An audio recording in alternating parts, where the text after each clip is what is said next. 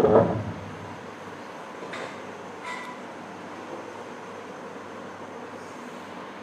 लोग श्रवण कर रहे हैं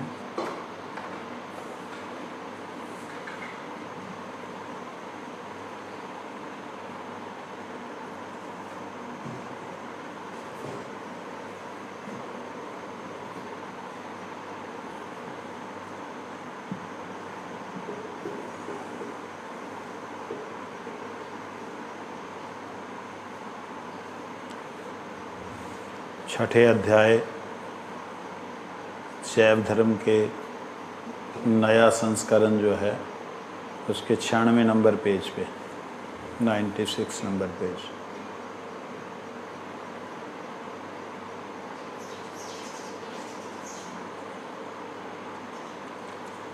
बात हुई थी कि क्या चूड़ामणि ने प्रश्न किया, मुसलमान यदि यथार्थ रूप से वैष्णव हो तो आप लोग उसके साथ एकत्र खान पान का व्यवहार कर सकते हैं या नहीं। मतलब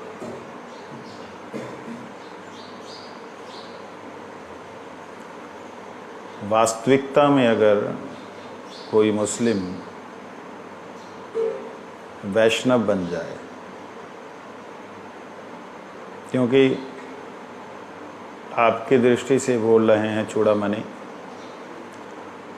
कि संसारिक समाज के अनुसार तो व्यवहार नहीं कर सकते, मतलब अपनी कन्या का विवाह जहाँ उनकी कन्या का विवाह इस प्रकार से आपस में ये सामाजिक जो व्यवहार है वो नहीं कर सकते।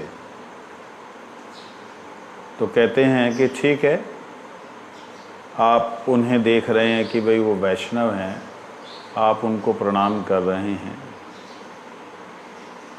जैसे रसखान जी की समाधि पे हम लोग जाके प्रणाम करते हैं, जैसे चांद काजी चैतन्य महाप्रभु का जब शरणागत हुए भक्त उनको प्रणाम करते हैं। ठाकुर हरिदास जी को तो नाम का आचार्य बोलते हैं। तो इस प्रकार से बहुत सारे वैष्णव मुस्लिम कुल में भी आए। तो प्रश्न कर रहे हैं कि क्या आप उनके साथ बैठ के भोजन कर सकते हो। तब उसका जवाब देते हैं कि बैठकर खान पान वैष्णव लोग जो गृहस्थ वैष्णव हैं, जो गृहस्थ में रहते हैं, उनके बहुत से ऐसे कर्म होते हैं जिन कर्मों का फल उनको भोगना ही पड़ता है। जो त्यक्त आश्रम में आ जाते हैं तो उसकी जिम्मेवारी, जो भगवान के शरणागत हो जाते हैं उनकी जिम्मेवारी फिर भगवान के ऊपर होती है।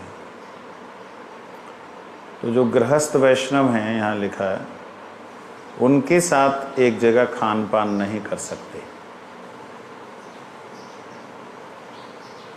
लेकिन अगर महाप्रसाद मिल रहा है, भगवान जी का प्रसाद, भगवान जी को भोग लगा हुआ, वैष्णव रीति के अनुसार भगवान की जहाँ सेवा होती है वहाँ से अगर प्रसाद मिला है तो उस प्रसाद को कभी भी भेद बुद्धि से नहीं खाना चाहिए। ये बात थोड़ा समझने वाली है। एक ही जगह से आप मुस्लिम हैं, आपने प्रसाद लिया श्रद्धा से, वहीं से मैंने प्रसाद लिया, ए तू मुस्लिम है दूर रह, यह भाव नहीं होना चाहिए। ये भाव होने से प्रसाद जो है अपना सुकृत फल छोड़ करके उल्टा आपकी बुद्धि को दूषित कर देगा, क्योंकि वह प्रसाद नहीं रह जाएगी, वो कृपा नहीं रह जाएगी भगवान की। तो भगवान की कृपा जब सब जीवों पे बराबर है तो उस समय में आप चाहे गृहस्थी हैं, चाहे सन्यासी हैं, चाहे कुछ भी हैं, आपको महाप्रसाद के समय में भेद नहीं करना है। ऐसे खान पान के समय में अगर गृहस्थ हैं तो आपको डेफिनेटली उसे मानना चाहिए,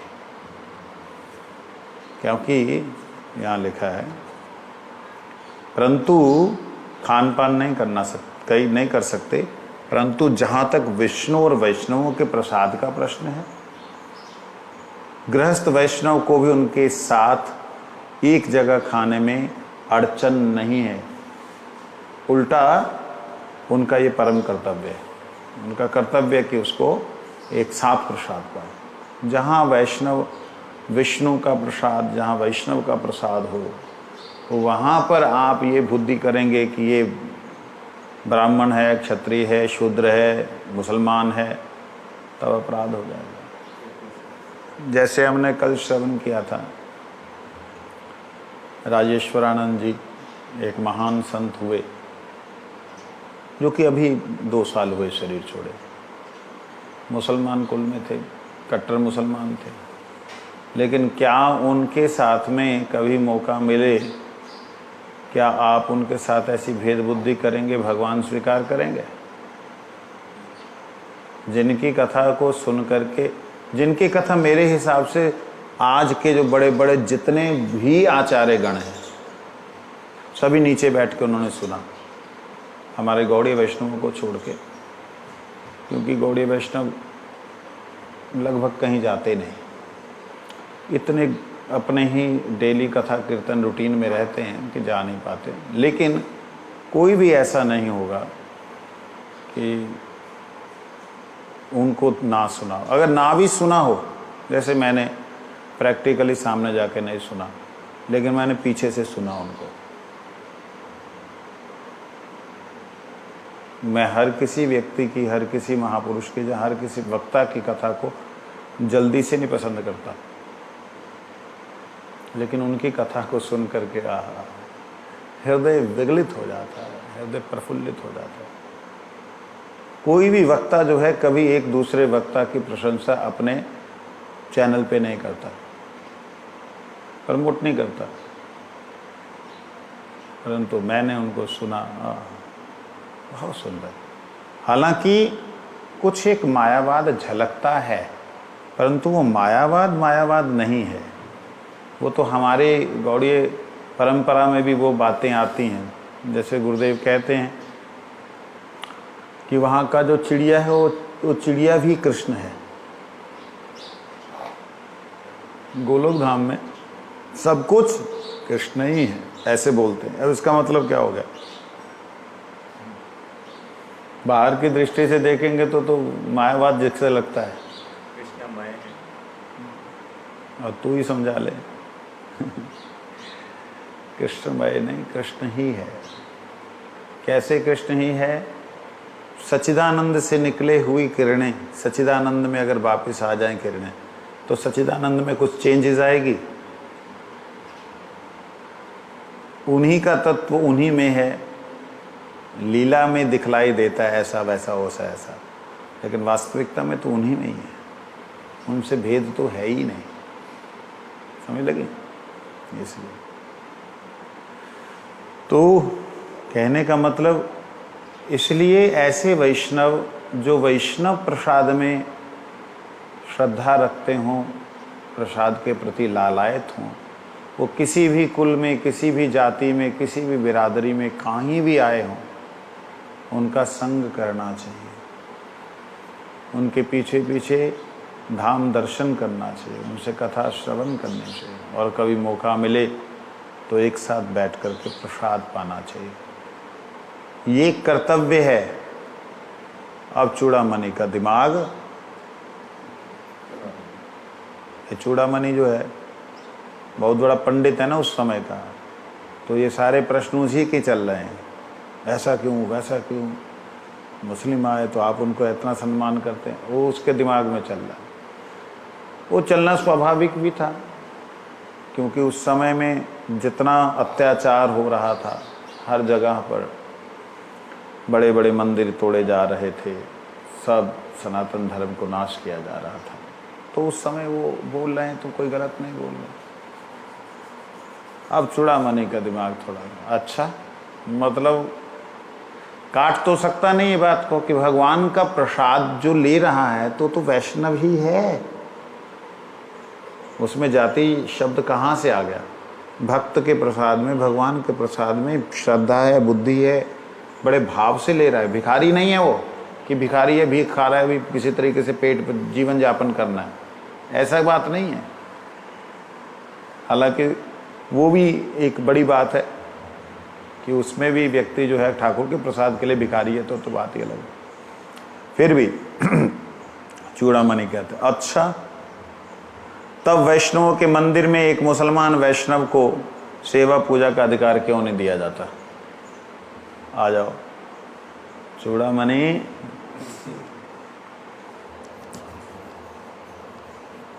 मुसलमान क्यों नहीं कर सकता फिर सेवा पूजा?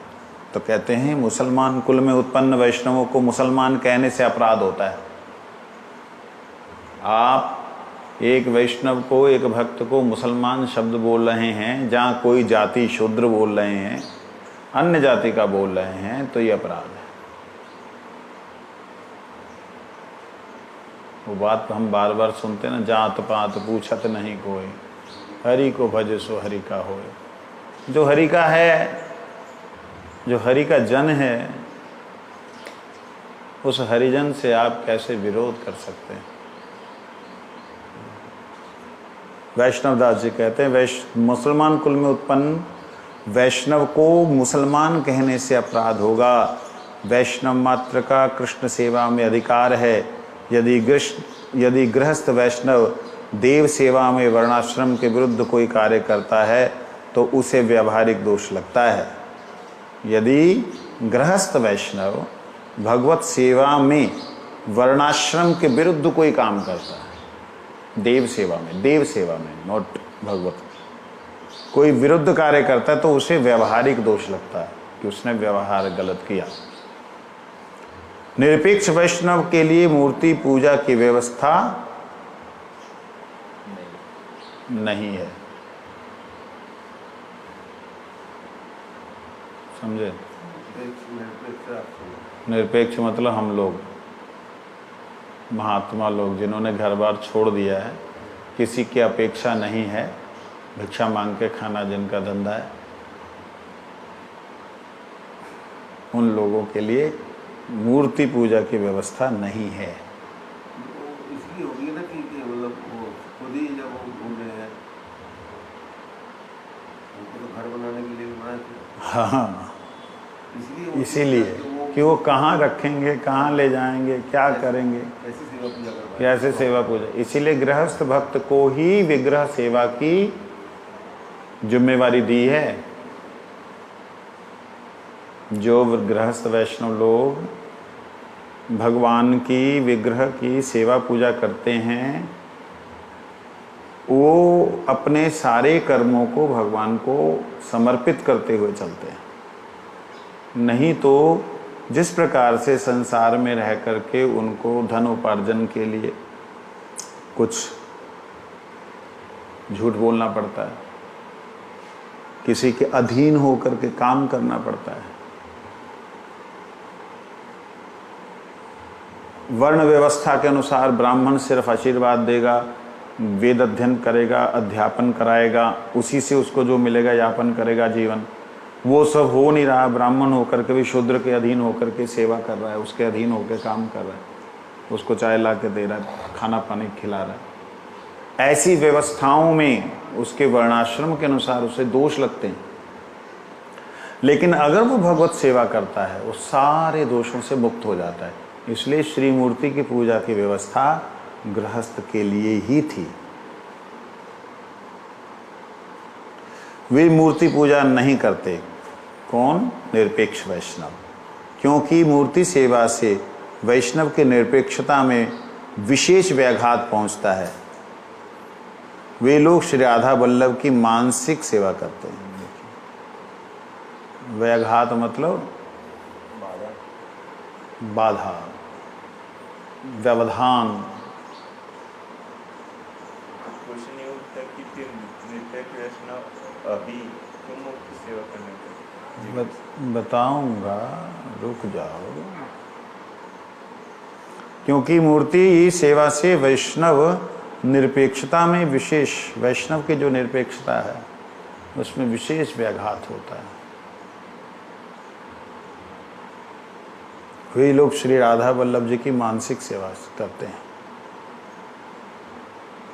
इसलिए जो ही कुल में क्यों ना आया हो, अगर गृहस्थ है तो उसे विग्रह सेवा करने का अधिकार है। उन्हीं को केंद्र करके वह जीवन यापन करेगा। हम लोग वास्तविकता में गृहस्थ तो नहीं हैं, लेकिन आश्रमी हैं। आश्रमी मतलब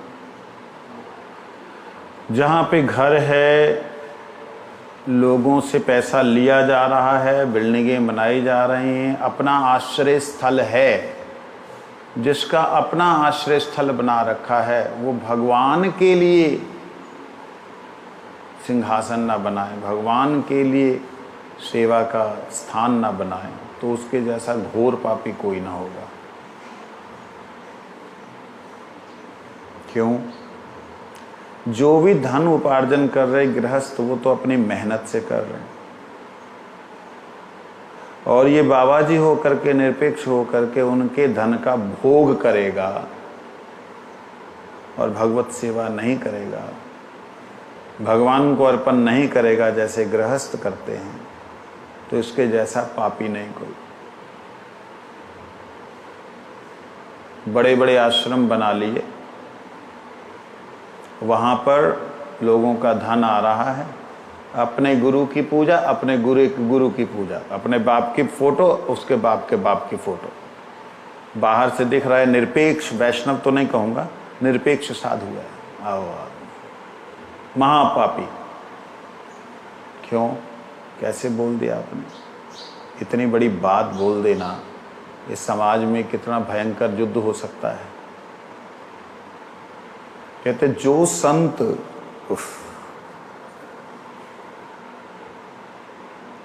जो संत भगवान की सेवा नहीं करते, अपनी सेवा कराते हैं भगवान की जगह से, उसको बोला सा नारकी। उनके लिए कहा वो नारकी है। भगवान कहते हैं मेरी पूजा से पहले गुरु की पूजा करो। प्रथमस्तु गुरु पूज्यम तथैव मम अर्चनम। पहले गुरु की पूजा करो, बाद में मेरी अर्चना करो। लेकिन गुरु का क्या कर्तव्य है? गुरु का कर्तव्य है भाई बस हो गया, उधर जाओ भगवान की सेवा करो, बहुत इधर उधर मत करो, जाओ भगवान की। गुरु अगर भगवान की सेवा में ना लगाए, गुरु अगर उसकी इंद्रियार्थ को भगवत सेवा की तरफ उन्मुख ना करे, खुद भोगी बन जाए, वो गुरु नहीं है। इसलिए यहाँ पर जो निरपेक्ष वैष्णव हैं, निरपेक्ष वैष्णव आज की दृष्टि में जो लोग अपनी कुटिया बना के रह रहे हैं, अपने लिए जिन्होंने आश्रय रखा हुआ है, जिनको किसी की अपेक्षा है कि हाँ उससे मेरे को मिलेगा, उससे मेरे को मिलेगा, उससे मेरे को मिलेगा, वो निरपेक्ष नहीं है। मतलब जिनके पास सेवा अपने आप है उनको निरपेक्ष बोलेंगे। जो मांगने के लिए जाते हैं अगर, तो कुछ मांगते नहीं हैं, राधे राधे मिल गया, लिया खाया। कहाँ रह रहे हैं कोई गारंटी नहीं, कोई अपना स्थान नहीं, अपनी प्रॉपर्टी नहीं, अपने नाम पे कुछ नहीं। आज यहाँ है, कल बोलेगा बाबा आगे चलो, अच्छा चलो जी। वो है निरपेक्ष वैष्णव है। हाँ, एक कुटिया में रह रहे हैं, लेकिन वो कुटिया अपने नाम की नहीं है, रजिस्ट्रेशन नहीं करा रखी। किसी ने आश्रय दे दे, बाबा ये जंगल में बना लो, हमारा ही है, खेत बना लो, चलो हम बना के दे दे तुम्हें। ये निरपेक्ष वैष्णव, उनके लिए ज़रूरत ही नहीं। ऐसे भी तुम्हारा दिखाई दे बहुत है, चाहिए आपको दिखा देंगे। ये लोग तो हैं ही, इसके अलावा भी अपने जो ब्रज के गांव हैं ना, इनमें भी है, अयोध्या जी में भी बहुत हैं।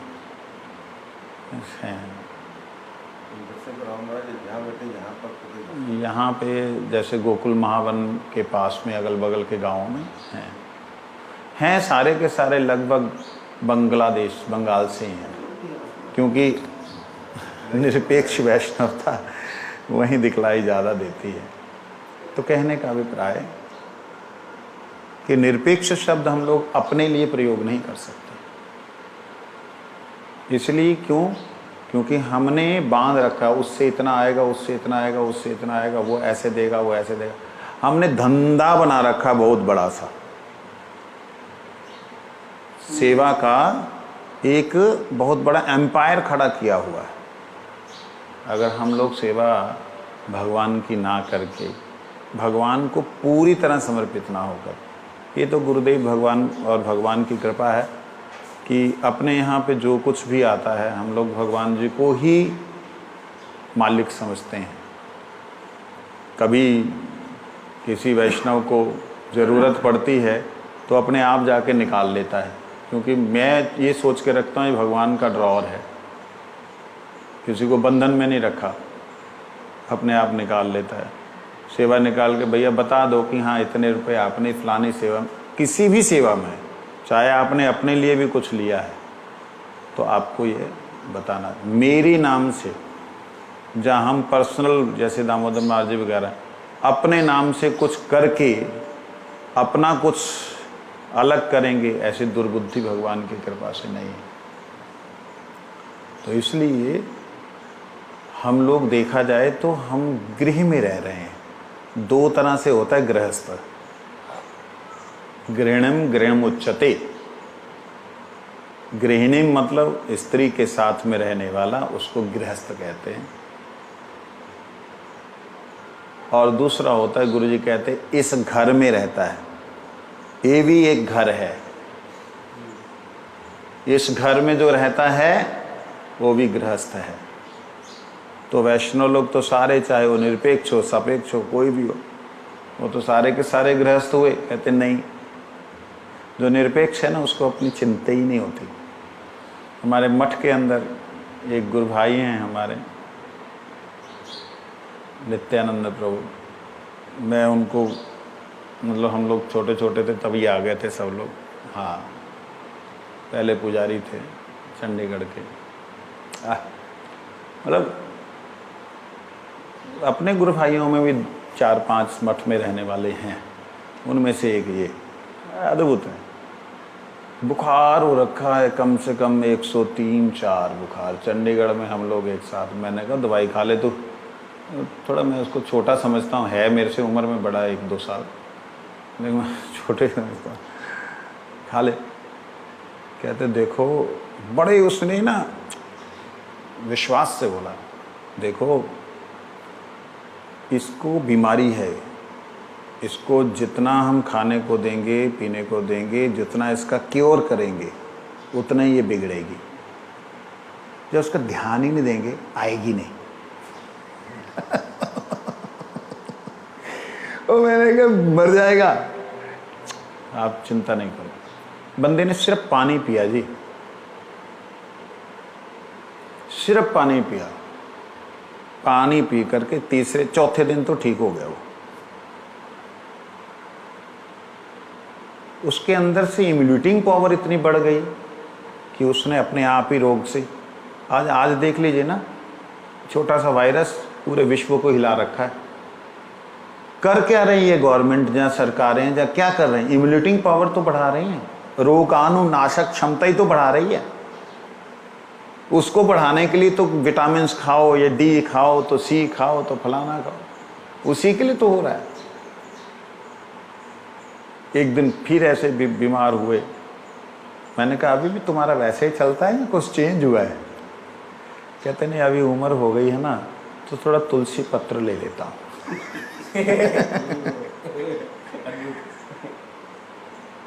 तो ऐसे भी निरपेक्ष हुए। 51-52 साल होंगे शायद। इस प्रकार से मठ में और भी हैं, मठ के अंदर मैंने दर्शन किए। तो कहने का मतलब कि ऐसे सैकड़ों होंगे जो निरपेक्ष हैं। अपेक्ष ही नहीं उनको, कोई पैसा पूसा आ जाए, बहुत सारा आ जाए तो वो देखेंगे भी ठाकुर जी का फलाने जगह पे चाहिए, वहाँ पे वो लगा देंगे, इकट्ठा हो भी रहा है। ऐसे नहीं कि भाई 100 रुपये मिला तो बैंक में लेके जाके जमा करने लग जाए। देखो कैसी दुष्ट बुद्धि है। प्रणामी मिली 5 रुपये, 10 रुपये, 50 रुपये, 100 रुपये हो गए, जब जाके बैंक में जमा कर दिया। क्यों? वैष्णव सेवा में बुद्धि क्यों नहीं? लोग हमें दे रहे हैं कि वैष्णव सेवा, साधु सेवा करो, और हम क्या कर रहे हैं? अपने बैंक में पॉकेटिफाई कर रहे हैं। कहाँ ले जाएंगे? कहाँ लेके जाएंगे? हमारे लिए दूसरे को हैं? हमारे लिए उपदेश है आप, हाँ, नहीं नहीं, हम लोगों के लिए ये बात नहीं है। धन का एकत्रण करना भगवत सेवा को छोड़ करके अपनी बीमारियों के लिए या भविष्य के लिए, ये तो अपनी बीमारी को आमंत्रण देना है कि जो आई नहीं आएगी, उसके लिए रखा है। बुढ़ापे में जरूरत पड़ेगी, उसके लिए रखा है। रख तो जरूरत पड़ेगी भी। हमने कई महात्माओं को, महापुरुषों को देखा, नोट महात्माओं को, महापुरुषों को देखा जिन्होंने ऐसा पैसा जमा किया। महापुरुष इसलिए बोल रहा हूं, उनका भजन राज्य पूरी तरह उन्नत था, भजन का मार्ग उनका पूरी तरह स्वच्छ और निर्मल और उन्नत था, अद्भुत ब्रह्मचारी थे, लेकिन पैसे के मामले में वो भी कंजूस थे। भगवान ने उनकी जैसी इच्छा थी, देखिए वो इच्छा तो पूरी करेंगे, उनकी जैसी इच्छा थी वो ऐसी इच्छा पूर्ण की। बीमार ऐसे भयंकर हुए, बहुत सेवा में पैसा लगा। तो भारती गोस्वामी महाराज जी ने एक बार बोला था, जिसके लिए इकट्ठा किया उसमें तो लगेगा, भगवान तो चिंतामणि है, जो चिंता करेगा उसके लिए लगेगा। तो कहने का अभिप्राय है, भगवान गुरुदेव की कृपा है कि हम लोग इस विषय में विशेष चिंतन नहीं करते। हाँ, लक्ष्य हैं हमारे, बड़े बड़े लक्ष्य हैं, शायद गृहस्थ भक्त ऐसा सोच भी ना पाएं कि इतने बड़े हमारे लक्ष्य हैं। सच बोल रहा हूँ, इतने बड़े बड़े लक्ष्य हैं कि इस तरीके से किया जाए कि गुरु जी का नाम एक बार तो 10 साल जो है ऐसे निकल जाएं कि लोग कहें कि ये कौन थे, ये कौन थे, सर्च करें। लक्ष्य है, अपने अपने लक्ष्य होते हैं लेकिन उसके लिए हम प्रयासरत नहीं हैं। प्रयासरत होंगे तो सापेक्ष हो जाएंगे, निरपेक्ष उसमें भी हैं। भगवान ने करवाना तो करा लेना भैया, लक्ष्य अच्छा है, तुम्हारी आगे इच्छा है ना। तो ये इस हैं, हम प्रस्तुति नहीं, प्लानिंग पूरी है भाई। कोई बंदे का आपने दिमाग खराब करना है कि हाँ भाई इतना लगेगा, भेजो। प्लानिंग कोई छोटी मोटी नहीं है, 3-4 करोड़ की है प्लानिंग लेकिन वो बिल्कुल शून्य है दिमाग में। वो ना प्लानिंग मैं किसी को बोलता हूँ ना बोलनी है। कारण ये कि बोलने से ही अपेक्षा होगी, अंदर तो आनंद पूरा ले लिया ना, मौज तो उसकी पूरी ले ली। तो इसलिए कहते हैं जो लोग निरपेक्ष वैष्णव हैं उनके लिए मूर्ति सेवा की जरूरत नहीं है। वे मानसिक श्री राधा वल्लभ जी की, राधा गोविंद जी की सेवा करते हैं। मानसिक कैसे करते हैं? हरिनाम करते हुए ठाकुर जी की सेवा में जा रहे हैं, इधर हरे कृष्ण कृष्ण कृष्ण, मन के द्वारा भगवान जी की सेवा कर रहे हैं।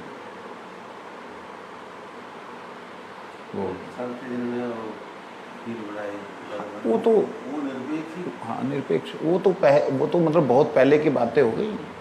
रिसेंटली मतलब करने वाले भी वैष्णव हैं। आश्रमों को या मतों को निरपेक्ष बोला जाए? नहीं, क्या बोले? मठ तो विशेष रूप से एक शिक्षा केंद्र बनाया। मठंती वसंती शास्त्रा छात्रा परमार्थ उसका श्लोक है कि मठ में छात्र लोग परमार्थ अर्जन करने के लिए रहते हैं।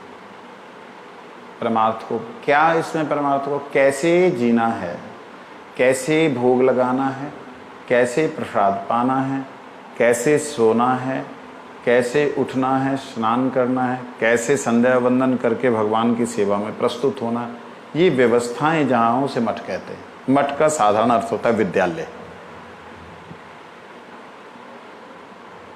तो इसलिए वैष्णव दास जी को फिर प्रश्न किया अच्छा समझ गया, चूड़ामणि कहते समझ गया। अब ये बतलाइए कि ब्राह्मणों के संबंध में आप लोगों के क्या विचार हैं, बताओ क्या धारणा है आपकी।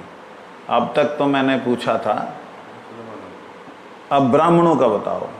अब ब्राह्मणों का तो तुम विद्वेष करते हो, उसके दिमाग में ये कि ब्राह्मणों से तो तुम, क्योंकि चूड़ामणि ब्राह्मण है, ब्राह्मण होने के बाद ऐसे उल्टी सीधी बातें पूछ रहा है, तो ब्राह्मणों के प्रति आपकी क्या धारणा है? मतलब हम लोग ऐसे हैं तो हमारे लिए आप क्या सोचते हैं? वैष्णव दास जी कहते हैं ब्राह्मण दो प्रकार के, स्वभाव सिद्ध ब्राह्मण और केवल जाति सिद्ध ब्राह्मण। एक स्वभाव से ही ब्राह्मण है, एक जाति में सिद्ध है, अपनी जाति के अनुसार जीना जानता है बराबर से। स्वभाव सिद्ध ब्राह्मण प्रायः वैष्णव ही होते हैं, वो मतलब जन्म से ब्राह्मण वैष्णव है। अतएव उनका सम्मान सर्वसम्मत है, सब जगह उनका सम्मान होता है। जाति सिद्ध ब्राह्मणों का व्यवहारिक सम्मान होता है।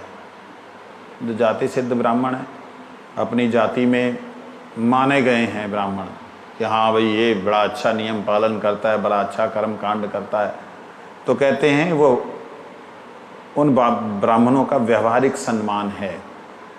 हमारी संप्रदाय में, हमारी दृष्टि में, उसने क्वेश्चन ये पूछा ना, उस दृष्टि से बता रहे हैं। इनमें वैष्णवों की भी यही सम्मति है, वैष्णव भी इसी प्रकार से मानते हैं। इस विषय में शास्त्रोक्त विचार भी यही है। विप्राद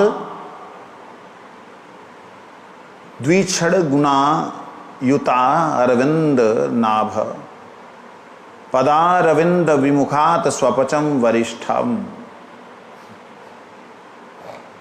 मन्ये तदर्पितम मनोवचने हितार्थ प्राणम पुनाति स्वकुलम न तु भूरिमानः।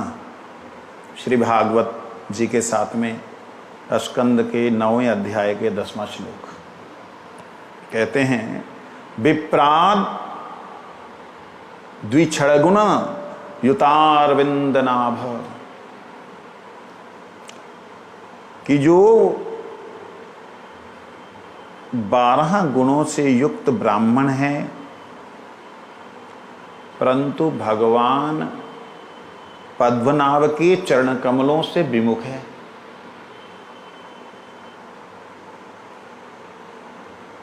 पादारविंद विमुखात, भगवान के चरणारविंद से क्या है? मुखात, विमुखात, विमुख है। कहते स्वपचम वरिष्ठम, उससे श्रेष्ठ तो स्वपच है, चंडाल है। क्यों?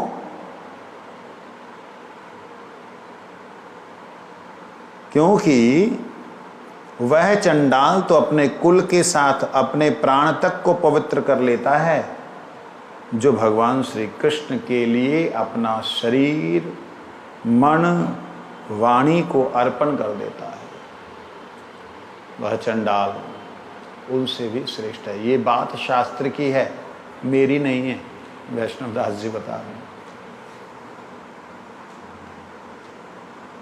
और कहते मन्ने तदर्पित मनोवचने हितार्थम प्राणम पुनाति स्वकुलम न तो भूरिमान। भूरिमान मतलब होता है अपने आप का अभिमान रखने वाला, मैं ब्राह्मण हूँ, मैं ब्राह्मण हूँ, अपनी प्रशंसा करने वाला। कहते वो अपने आप को पवित्र ही नहीं कर सकता, अपने कुल को भी नहीं तार सकता, स्वयं का भी उद्धार नहीं कर सकता, यदि भगवान का वो भक्त नहीं है। ब्राह्मण होते हैं मतलब नहीं होता, भगवान की सेवा जो जाने को वही सब, वही है, बाकी कुछ नहीं है। कोई भी, कोई भी। ये कितना क्लियर है ना, ये चाहे वो जितना निमन जाती, चाहे वो अलग क्या करता, तो कुछ चूड़ामणि कि बुद्धि खराब हो गई, जलेपन नामक से कि एकदम ऐसा हालत हो गया है, बेचारा पगला गया। कहता फिर आप शूद्र के बारे में क्या बोलेंगे? शूद्र आदि को वेद पाठ का अधिकार नहीं है। शूद्र वैष्णव होने पर भी वेद नहीं पढ़ सकता या पढ़ सकता है? वैष्णव दास कहते हैं चाहे किसी वर्ण का क्यों ना हो, शूद्र वैष्णव होने पर परमार्थिक ब्राह्मणता उसके स्वाभाविक रूप से प्राप्त हो जाती है। कहते हैं वो किसी भी वर्ण का क्यों ना हो कोई व्यक्ति, लेकिन भगवान की सेवा करने के कारण उसको परमार्थिक ब्राह्मणता, परमार्थिक ब्राह्मणता सामाजिक ब्राह्मणता में क्या अंतर है? सामाजिक ब्राह्मणता होती है जो जाति और कुल में आता है और ब्राह्मण है, ये है सामाजिक ब्राह्मणता।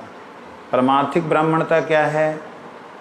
जब व्यक्ति परमार्थ में अग्रसर होता है और भगवान के भक्तों के संग के प्रभाव से उसके हृदय में जब भक्ति जागती है, भगवान के प्रति शरणागति होती है, भगवान को जानने लग जाता है,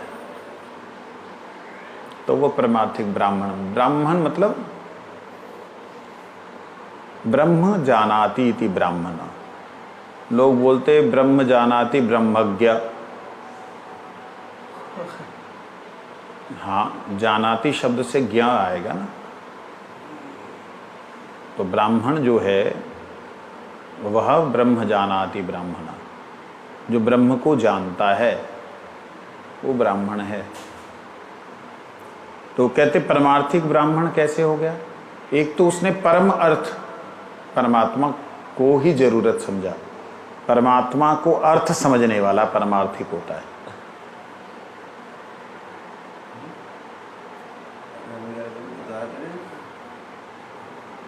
परमार्थी किसे कहते हैं? अर्थ का मतलब होता है जरूरत, पैसा, सेवा, जो भी अपने जैसी भी जरूरत है, जो परमात्मा को ही अपनी जरूरत समझ ले वो परमात्मा। परमात्मा के अलावा उसका जीना दूभर हो जाए, जी ना पाए, वो परमार्थ है। ऐसा जो जीव है वो परमार्थिक ब्राह्मणता को प्राप्त होता है।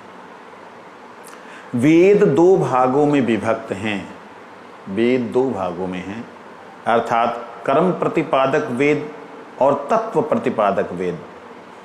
जो कर्म का प्रतिपादन करते हों, कर्मों के बारे में शिक्षा देते हों, कर्म को प्रधान बोलते हों, वो है कर्म प्रतिपादक वेद। और एक है तत्व प्रतिपादक वेद।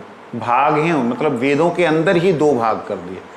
जैसे दही के अंदर ही दो भाग हैं, मंथन नहीं किया अभी, लेकिन दो भाग हैं, एक घी का भाग है, एक छाछ का भाग है।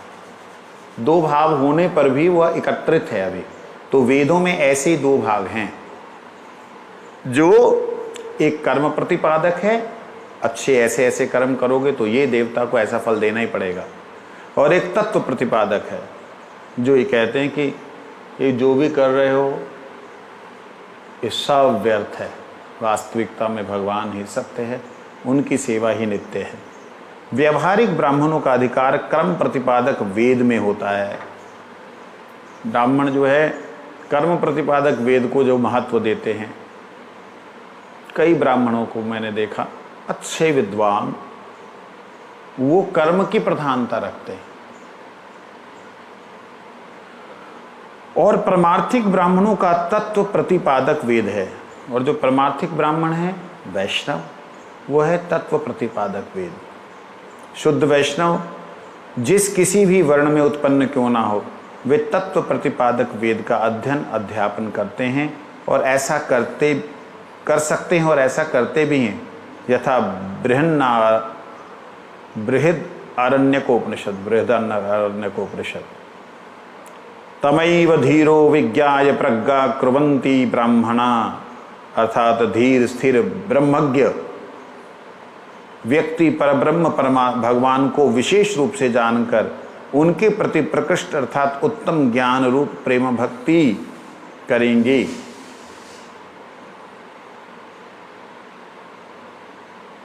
प्रेम भक्ति शब्द यहाँ प्रयोग किया। त्वमैव धीरो विज्ञाय प्रज्ञां कुर्वन्ति ब्राह्मणा।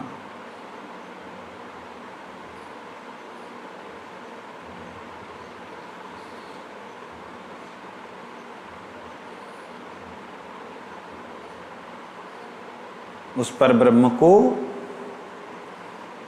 जो अपना सब कुछ समर्पण करते हैं वही वास्तविकता में तत्व प्रतिपादक वैदिक ब्राह्मण है, परमार्थिक ब्राह्मण है। और बृहदारण्यक उपनिषद में आगे भी कहा, यो वा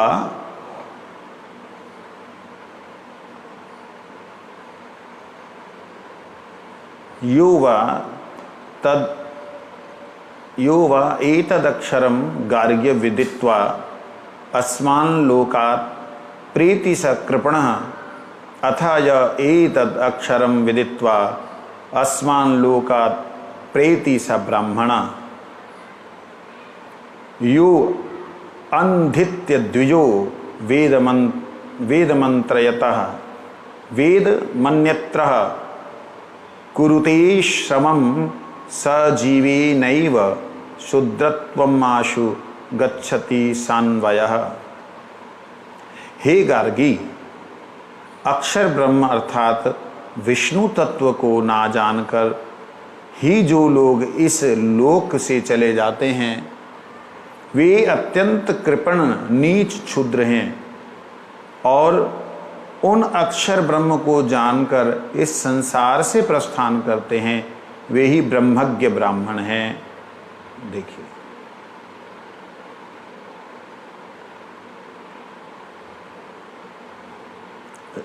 यो वा एतदक्षरम गार्ग्य विदित्वा। हे गार्गी,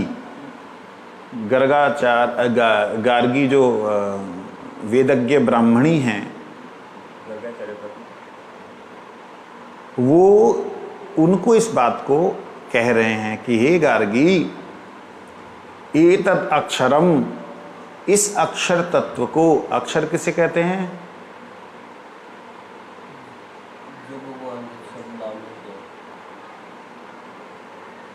अक्षर जो क्षर ना हो, क्षर मतलब नष्ट, जो नष्ट ना हो वो अक्षर। वो अक्षर जो है जो नष्ट नहीं होता वो क्या है? आत्मा, जो कभी नष्ट नहीं होती, कम नहीं होती, बढ़ती भी नहीं, भाववर्धन होता है। तो कहते वो अक्षर जो तत्व है जो नष्ट नहीं होता, परमात्मा तत्व, उसको जो जान लेता है, अस्मान लोकात् प्रीति सकृपणा। कहते हैं जो उसको जानकर जाता है वही वास्तविकता में ब्राह्मण है, ब्रह्मज्ञ है। नहीं तो वह कृपण है जो इस अक्षर को ना जानकर इस लोक में ही प्रीति करता है। समझे नहीं? और यहां तक कि उसके लिए बोला वो शूद्र है, नीच है। फिर अगला श्लोक कहते हैं, जो द्विज अर्थात ब्राह्मण, क्षत्रिय और वैश्य उपनयन संस्कार के बाद वेद अध्ययन न कर अर्थ, विज्ञान और तर्क आदि दूसरे शास्त्रों के अध्ययन आदि में परिश्रम करते हुए अपनी जीवित अवस्था में ही वंश के साथ शीघ्र ही शुद्धत्व प्राप्त होते हैं। देखिए, द्विज किसे कहते हैं?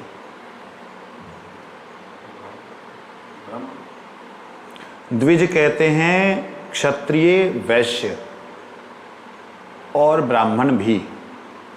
ब्राह्मण भी ब्राह्मण के लिए नहीं है। ब्राह्मण तो जब तक उसका दूसरा जन्म ना हो तब तक वो द्विज नहीं है। उपनयन संस्कार होता है ना, वैश्य का भी होता है, क्षत्रिय का भी होता है। जब शादी होने लगती पहले उसको यज्ञोपवीत पढ़ाते हैं तो वो द्विज होता है उस समय के लिए, दूसरा जन्म जिसका हो, द्विजः, द्वि दूसरा, जन्म, द्विज। होता है, तुमको मालूम ही नहीं। जब शादियां होती हैं सबके गले में वो जनेऊ पहनाया जाता है, यज्ञ करवाने के लिए, आहुति देने के लिए वो बांधा जाता है। चल भाई, ना भी हो तो गले में ऐसे करके दे देते हैं, भाई ऐसे करना, इससे करना। जितनी भी शादियां होती हैं उनसे पहले उनके गले में एक सूत्र डाल दिया जाता है यज्ञ करने के लिए। तो यज्ञ उपवीत उस वक्त होता है, तो उपवीत होने से ही उसका दूसरा जन्म कहा गया है।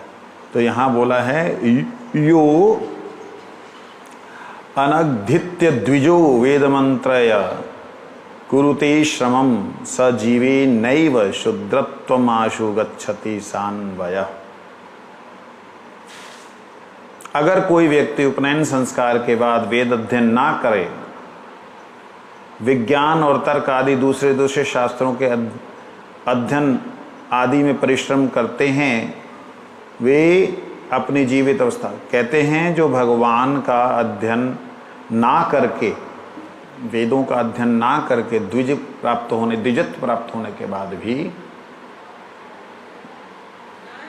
विवाह इत्यादि के समय में जो उसके बाद वेद अध्ययन नहीं करते, अर्थात भगवान के विषय में नहीं जानते, ना जानने की चेष्टा करते, ना पढ़ने की चेष्टा करते हैं, केवल अर्थ, विज्ञान और तर्क आदि दूसरे शास्त्रों में ही पड़े रहते हैं, कहते हैं वो जितना भी परिश्रम कर लें वे अपनी जीवित अवस्था में ही अपने वंश के साथ शूद्र हो जाते हैं।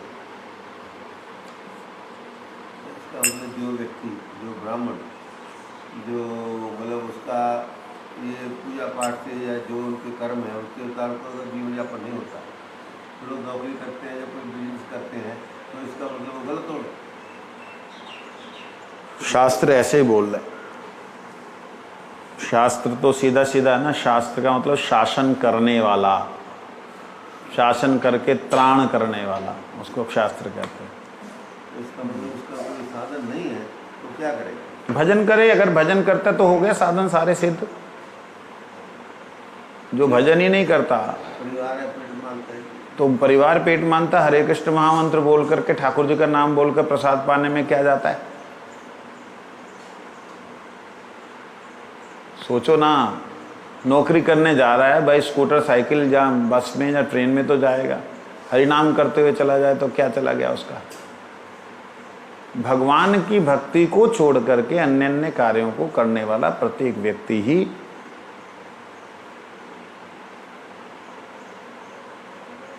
चाहे वो सन्यासी क्यों नहीं, सन्यासी बन गया, भगवान की भक्ति छोड़ दिया, ल्या तू जा, नशे में पड़ा हुआ है धुत, नशे में पड़ा हुआ धुत। नशा तो सब में चढ़ा है ना वो वो तो गुरुजी बोलते सबको भूत लगा हुआ है, तो वो तो है, लेकिन अच्छा बोल नहीं सकता। तत्व प्रतिपादक वेद का अधिकार वेदों में इस प्रकार से निरूपण किया है। यस्य देवे पराभक्ति यथा देवे तथा गुरो तस्य एते कथिता हयर्था प्रकाशन्ते महात्मना। श्वेताश्वर उपनिषद कहते हैं जिस साधक की श्री भगवान में पराभक्ति है तथा जिस प्रकार भगवान में है भक्ति उसकी, उसी प्रकार से अपने गुरु में भी शुद्धा भक्ति है, उसी महात्मा के संबंध में श्रुतियों का रहस्यमय अर्थ संपूर्ण रूप से प्रकाशित होता है। पराभक्ति से शुद्ध भक्ति समझना चाहिए। पराभक्ति का मतलब शुद्धा भक्ति। इस विषय में मैं अधिक कुछ कहना नहीं चाहता, आप समझ लीजिएगा। चूड़ामणि साहब आप समझ लीजिएगा, मैं अब शुद्धा भक्ति के विषय में ज़्यादा नहीं बोल रहा। संक्षेप में यूँ कहा जा सकता है कि जिनकी अनन्य भक्ति में श्रद्धा उत्पन्न हो चुकी है वे तत्व प्रतिपादक वेद अध्ययन के अधिकारी हैं। तत्व प्रतिपादक वेद के अध्ययन के अधिकारी। तत्व प्रतिपादक वेद क्या है? वेद मतलब ज्ञान, तत्व प्रतिपादक मतलब, तत्व मतलब भगवान। भगवान को प्रतिपादन करने वाले जो भी ज्ञान के शास्त्र हैं, चाहे वो भगवत गीता है, चाहे भागवत है, चाहे महाभारत है, चाहे कोई पुराण है, उपनिषद है, कुछ भी है, अगर वह व्यक्ति अनन्य श्रद्धा उत्पन्न हो गई है तो वह किसी भी ग्रंथ को अध्ययन कर सकता है। ये तत्व प्रतिपादक वेदों के अध्यापक होने के अधिकारी हैं, वो यहां तक कि अध्यापक भी हो सकते हैं। ऐसे कैसे आप बोल सकते हो? सूत गोस्वामी, सूत गोस्वामी कौन है? शूद्र ही तो हैं, दासी के पुत्र हैं। ऐसा अगर वो करे तो क्या होगा? दासी के पुत्र ही ना, नारद जी दासी पुत्र हैं। दासी पुत्र का अर्थ जानते हैं? ऋषियों के यहाँ पे, मुनियों के यहाँ सेवा करने वाली, उससे उत्पन्न हो, पिता का पता ना हो, उसको दासी, उसे दासी पुत्र। मैं दासी का मतलब वो सेवा करने वाली, जो लोग उनके यहाँ, उसकी बात अलग है। ये अर्थ था, सम्मान के लिए हम कह सकते हैं यहाँ दासी है, शूद्र है, उसका पुत्र, उसे दासी पुत्र कहते हैं। अगर इस दृष्टि से भी लें, इन सेवा करने वाली जो है वो तो शूद्र हुई, उससे उत्पन्न जो हुआ वो तो शूद्र ही होगा। परंतु वैष्णवों के बीच में, साधुओं के बीच में रहने के कारण सूत गोस्वामी जी इतने परम वैष्णव हुए।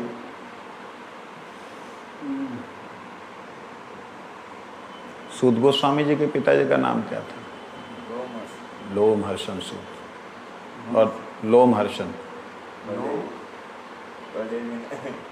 लोमहर्षण सूत।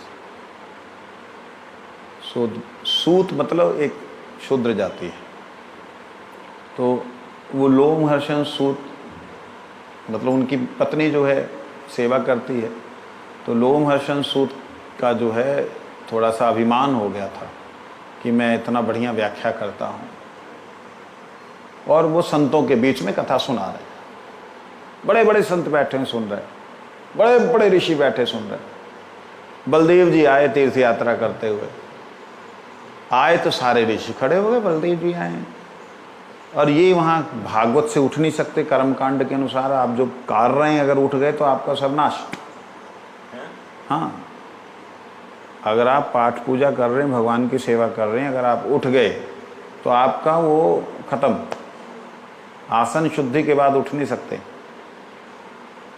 जब आपने एक संकल्प लिया ना, विनियोग किया, आसन मंत्र से मेरु कृष्ण चंद्र कुर्मो देवता आसन पूछने विनियोगा, ये जो विनियोग किया उसके बाद उठ नहीं सकते। उठे तो आपका सारा मंत्र मंत्र लेकर के वो देवता जो हवा वाले देवता, पवन देवता है, जहाँ अग्नि देवता, वो सब लेके भाग जाएंगे। तो वो कर्म कांड के अनुसार सिस्टम ठीक है, लेकिन भक्ति में तो बात है ही नहीं है। भक्ति में तो गुरु जी ने बाहर से आवाज़ दी, जहाँ गुरु वर्गीय स्थानीय ने, मेरे गुरु जी के गुरु भाइयों ने आवाज़ दी, ए भगवान दास अंदर पूजा कर रहा हूँ, टिंग टिंग टिंग टिंग टिंग जोर से बजा दी घंटी कि मैं अंदर पूजा कर रहा हूँ।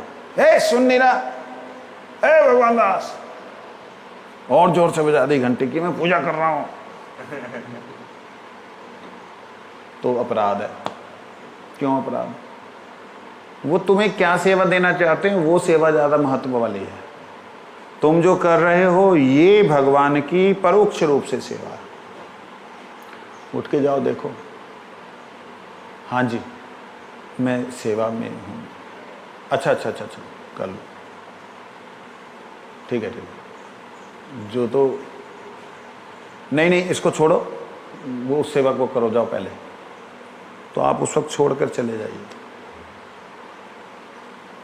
तो ये यस्य देवे पराभक्ति, आपकी जैसे देवताओं में पराभक्ति, जिस देव इष्ट देव की उपासना कर रहे, यथा देवे तथा गुरु, ऐसे गुरु में अगर होगी तब जाकर के सारे तत्व प्रकाशित होते हैं।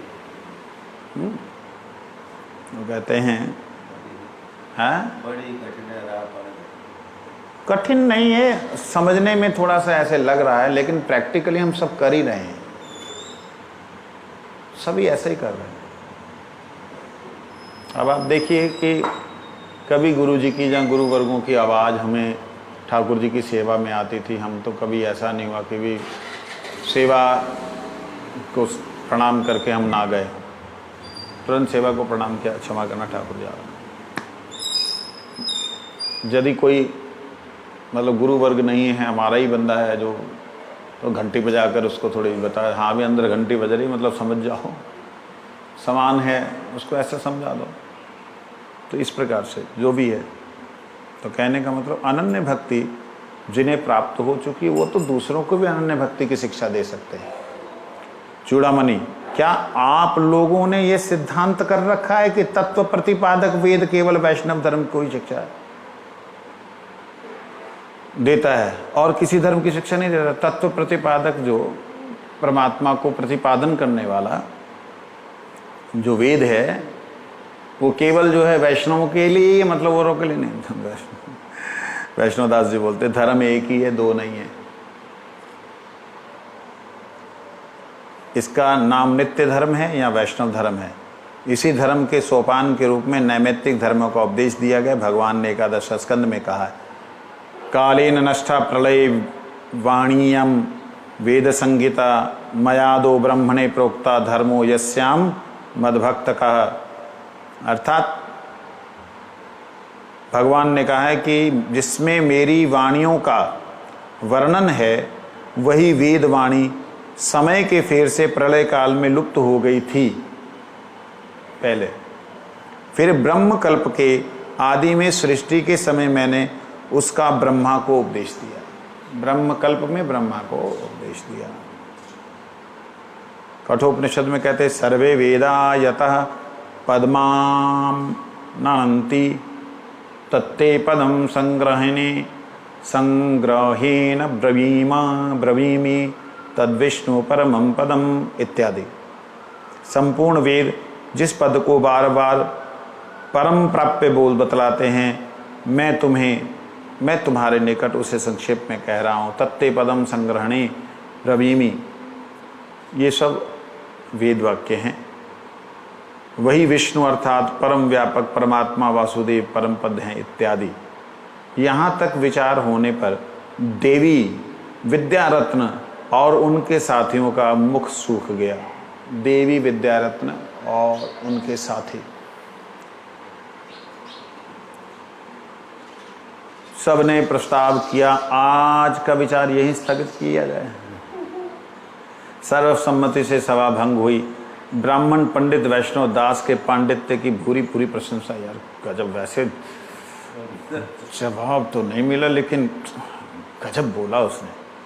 वैष्णव लोग भी हरिध्वनि देकर अपने अपने स्थानों को चले गए। 6ठ अध्याय संपूर्ण। हरि बोल, हरि बोल।